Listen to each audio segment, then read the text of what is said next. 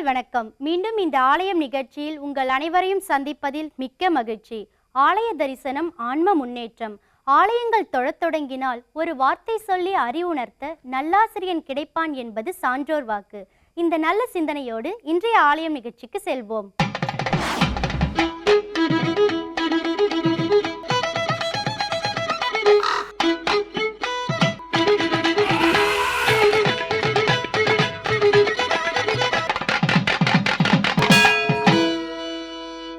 இன்றைய ஆலயம் நிகழ்ச்சியில் நாம் காண இருக்கும் திருக்கோயில் திருக்காட்டுப்பள்ளி என்னும் ஊரில் உள்ள அருள்மிகு சௌந்தரநாயகி உடனுரை அக்னீஸ்வரர் திருத்தலமாகும்.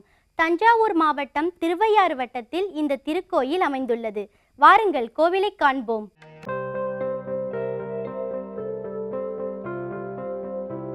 இன்றுள்ளார் நாளையில்லை எனும் பொருள் ஒன்றும் போராது ஒளிதரும் ஊமர்காள் அன்று வானவர்க்காக விடமுண்ட கண்டனார் காட்டுப்பள்ளி கண்டு உய்யமினே என்று திருநாவுக்கரசர் பாடி அருளியது போலவே கண்டு தொழ உய்வு தரும் திருத்தலங்களில் ஒன்றே திருக்காட்டுப்பள்ளி அக்னீஸ்வர சுவாமி திருக்கோயில்.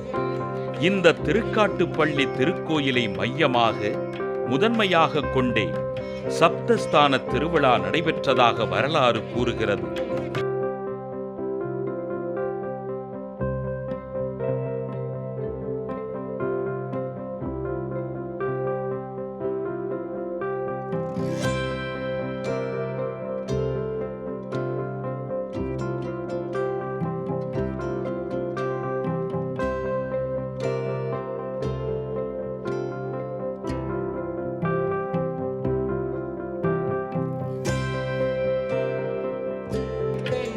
நெற்களஞ்சியம் என்று போற்றப்படும் தஞ்சை மாவட்டத்தில் தஞ்சாவூரிலிருந்து கண்டியூர் திருவையாறு வழியாக சோழ மன்னன் கரிகால் சோழன் கட்டிய கல்லணைக்கு செல்லும் வழியில் சுமார் 28 கிலோமீட்டர் தொலைவில் திருக்காட்டுப்பள்ளி என்னும் இந்த திருத்தலம் அமைந்துள்ளது. பாடல் பெற்ற சிவ திருத்தலங்களில் ஒன்றான இந்த திருத்தலத்து இறைவனை திருஞான சம்பந்தரும் திருநாவுக்கரசரும் போற்றி பாடி புகழ்ந்துள்ளனர்.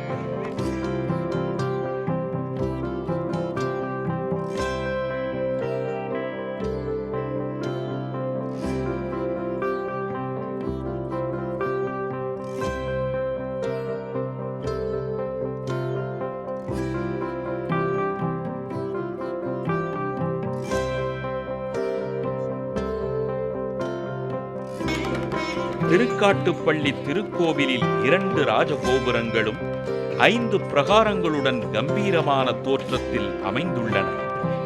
முதற்கோபுர வாயிலின் வழியே உள்ளே நுழைந்தவுடன் விநாயகர், கொடிமரம், பலிபீடம் மற்றும் ஸ்ரீ தர்மநந்தி ஆகியவை அமைந்துள்ளன.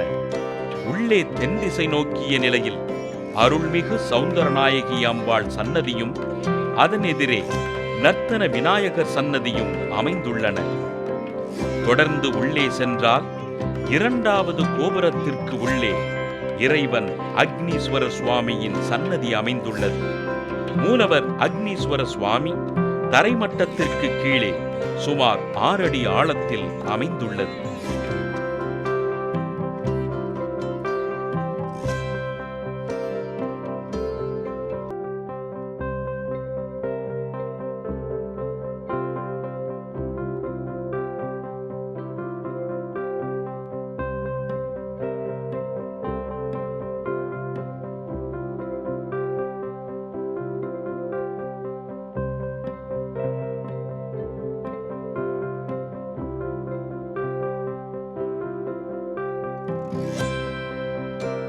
திருக்காட்டுப்பள்ளியை முதன்மையாக வைத்தே சப்தஸ்தானம் நடைபெற்றதாக வரலாறு சொல்கிறது.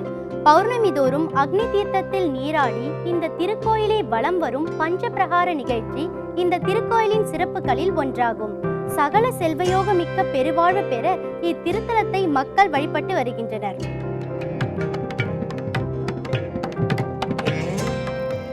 சுவாமி சன்னதிக்கு தெற்கே சூரியனும் சூரியனையே பார்த்தபடி நவக்கிரகங்களும் தென் திசை பார்த்த நிலையில் யோக தட்சிணாமூர்த்தியும் மேற்கு பார்த்தபடி அர்த்தநாரீஸ்வரரும் வடதிசை நோக்கிய நிலையில் பிரம்மனும் உள்ளனர். மூன்றாவது பிரகாரத்தில் திருமால், இலக்குமி, வலம்புரி விநாயகர், சுப்பிரமணியர், காசி விஸ்வநாதர், விசாலாட்சி, கஜலட்சுமி, வீரபத்திரர், துர்க்கையம்மன் ஆகியோர் எழுந்தருளி உள்ளனர்.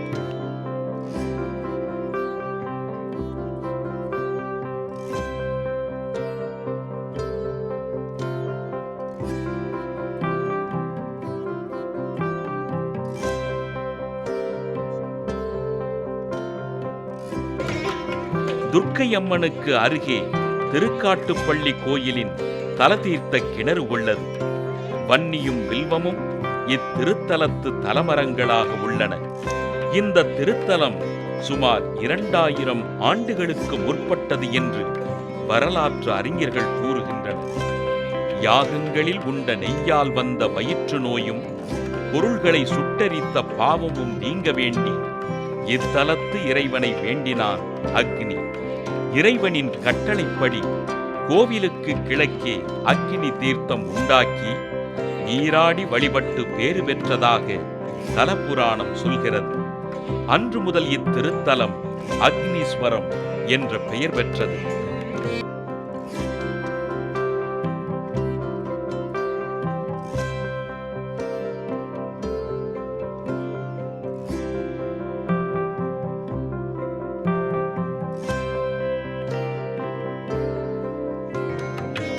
சோழர், பாண்டியர், விஜயநகர மன்னர்கள் இக்கோயிலுக்கு திருப்பணி செய்துள்ளார்கள்.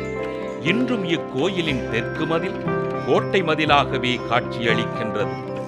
திருநாவுக்கரசரின் தேவாரத்தை காது கொடுத்து கேட்ட செவிசாய்த்த கோட்டை விநாயகர் சன்னதி கிழக்கு கோட்டை வாயிற்பகுதியில் உள்ளது என்பது சிறப்பு செய்தியாகும்.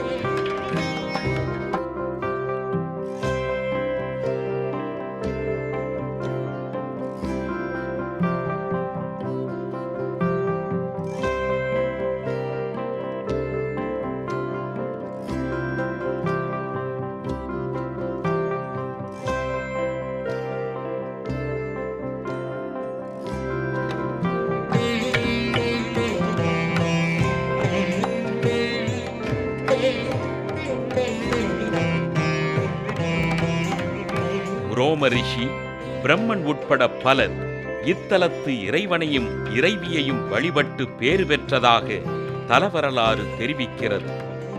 காமாட்சி அம்மன் எழுந்தருளி உள்ள காமக்கோட்டத்தலம் 9 சௌந்தரநாயகி அம்பாள் எழுந்தருளியுள்ள இந்த திருக்காட்டுப்பள்ளியும் 1 என்பது குறிப்பிடத்தக்கது. சௌந்தரநாயகி உடனுரை அக்னீஸ்வரரை இங்குள்ள அக்கினி தீர்த்தத்தில் நீராடி முறைப்படி வணங்கினால் வயிற்று நோய் நீங்கும், வாழ்வில் வளம் பொங்கும் என்பது அடியவர்களின் நம்பிக்கை.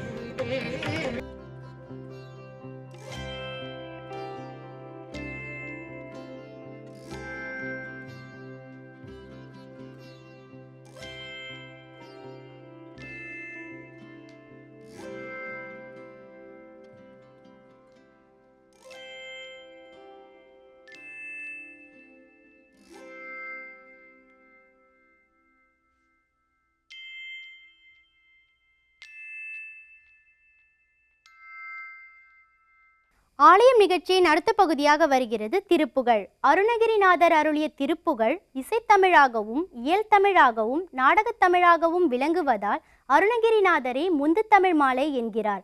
திருப்புகழ் என்னும் அருட்தமிழிலிருந்து இப்போது ஒரு பாடலை கேட்போம். எல்லோரும் இன்புற்றிருக்க நினைப்பதுவே அல்லாமல் வேறொன்று அறியேன் பராபரமே.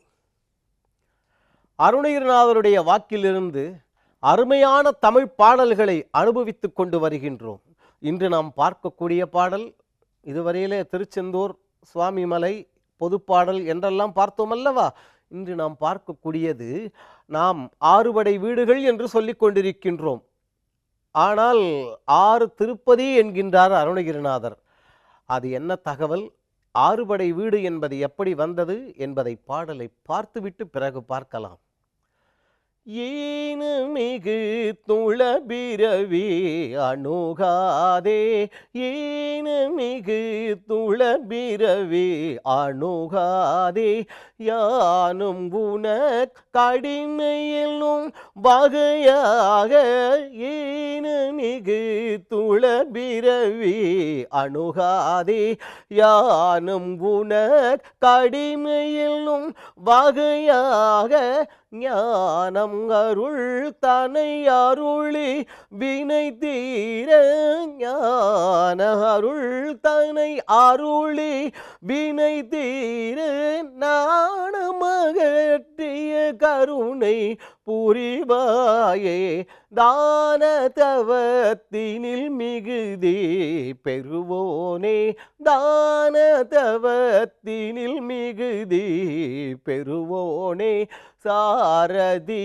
உத்தமி துணைவ முருகோனே, தான தவத்தினில் மிகுதி பெறுவோனே, சாரதி உத்தமி துணைவ முருகோனே, ஆன திருப்பதிகம் அருள் இளையோனே, ஆறு திருப்பதியில் வளர் பெருமாளே.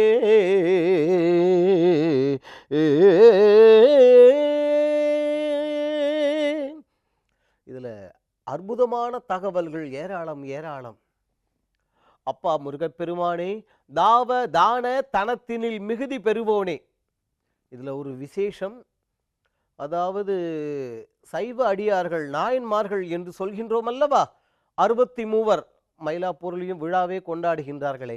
ஆனால் 63 தான், அதுக்கப்புறம் இல்லை என்று நாம் சொல்லிக் கொண்டிருக்கின்றோம். வாரியார் சுவாமிகள் 64வது நாயன்மார் என்பார்கள். அதே போல ஆழ்வார்கள் என்றால் 12 பேர்கள் தான், 13 இன்னைக்கு இல்லை நாம சொல்லுவோம். அதே போல அங்க நாயன்மார் என்கின்றோம், இங்கே வைஷ்ணவர்கள் ஆழ்வார்கள் என்று சொல்கின்றோம். ஆனால் அதே போல முருகனடியார்களுக்கு ஒரு பெயர் இருக்க வேண்டும் அல்லவா, இவர்கள் நாயன்மார்களில் அடங்குவார்களா ஆழ்வார்களில் அடங்குவார்களா என்றால் இந்த இரண்டிலும் இவர்கள் அடங்க மாட்டார்கள். இவர்களுக்கு பெயர் பிரணவ பரம்பரை என்பது பெயர். ஓம் என்பதற்கு விளக்க உரை சொன்னான் அல்லவா முருகப்பெருமான். அந்த முருகப்பெருமானுடைய அடியார்கள் பிரணவ பரம்பரையினர் என்று சொல்லப்படுவார்கள்.